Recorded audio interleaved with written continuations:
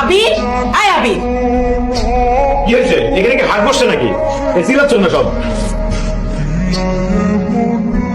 ভাবতে অবাক লাগে, লজ্জা লাগে যে তোর মতো একটা কুলাঙ্গার আমি জন্ম দিছি, শেষ পর্যন্ত একটা কাজের মেয়ের প্রস্তাব দিলি। মা, তুমি ভুল বুঝছো। আমি ওকে কিছুই বলি নাই। আমি ওকে শুধু রুমে নিয়ে গেছিলাম, আমার রুমে কিছু কাজ কাম ছিল সেগুলো করার জন্য। আম্মা, আপনার ছোট ছেলে মিথ্যা কথা বলতেছে। আপনি ওর হাত চেক করে দেখেন, ওর হাতে কামড়ের দাগ আছে। কি? দে হাত দে।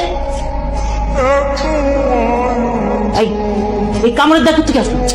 আরে মা, হয়েছে কি, এই এটা অসভ্য কাজের মেয়েরে রাখছো, কোনো কথা শুনে না। আমি ডাকছি তার কাজ করার জন্য আমার রুমে, কাজের কথা বলছে, হাতের মধ্যে কামড় দিয়ে দৌড় দিছে। এই শাক দিয়ে মাছ ঢাকার চেষ্টা করবি না। তোর চরিত্রের এত অধপতন, আমার তো ঘৃণা লাগতেছে তোর ভাই বোনের পরিচয় দিতে। তোমরা আমার কথা কেউ বিশ্বাস করবে না। তোর কোনো কথাই শুনতে চাইতেছি না। বুঝতে পারছি তোর তাড়াতাড়ি বিয়ে দেওয়া লাগবে। একটাবার ওই বাড়ির সমান কথা ভাবি না।